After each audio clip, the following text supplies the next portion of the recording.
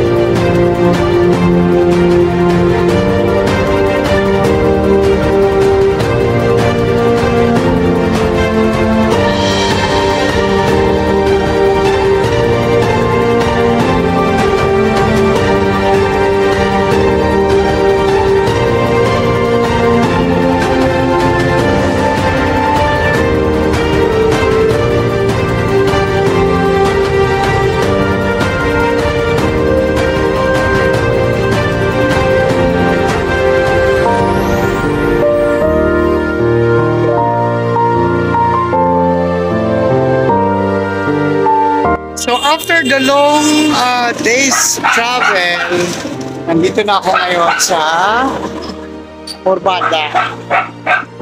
Ayan, busy lang ang aking Mama Jeline. Pero dito muna ako magstay. And then, pahinga muna. Guys, ito yung aking ginitbit. Ito niyo naman.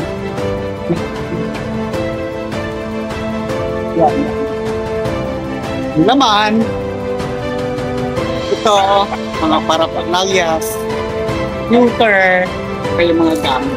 Actually, maliit lang yan, pero mabigat. Pero all good na.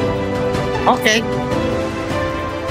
Bukas ng madaling araw ang biyahe ko papuntang Sultan Kudarat via rural bus liners, mahigit 12 hours ulit ang bubunuin ko para marating ko ang destinasyon. Nais kong magpasalamat sa mga tulong ng mga katropang kabalikatnet sila Sir Teddy De Larmente, Sir Joel at Sir Yusuf ng Malagasang Chapter, Ma'am Palalabs, Ma'am Inday, Sir Benji, Ma'am Arlene Sanchez, Ma'am Lobster at higit sa lahat mga officers at members at higit sa lahat ang ating founding chairman si Tatay 01 at ang kanyang may bahay si Nanay 01 sa all support at sa asawa ko na si Mrs. Floriden Montero Castilla na nag-ambag-ambag para marating ko ang isang region kung saan isa na namang base ang magiging chapter ng Kabalikatnet International dahil na-hit nila ang requirement para maging isang ganap na chapter at ito'y walang iba ang Bagong Bayan chapter ng Bagong Bayan, Sultan Kudarat.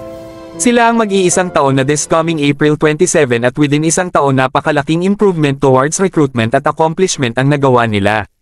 Thank you also Mama Gelen Blasquez sa mainit na pagtanggap at kay Tata Mary Locobonlit Carcales pinsan ko and her family sa pagpastay sa bahay nila habang waiting ako sa next day travel of course sa aking pinsan na si Jocelyn Blasquez Urshua and her family with all the love and support as well.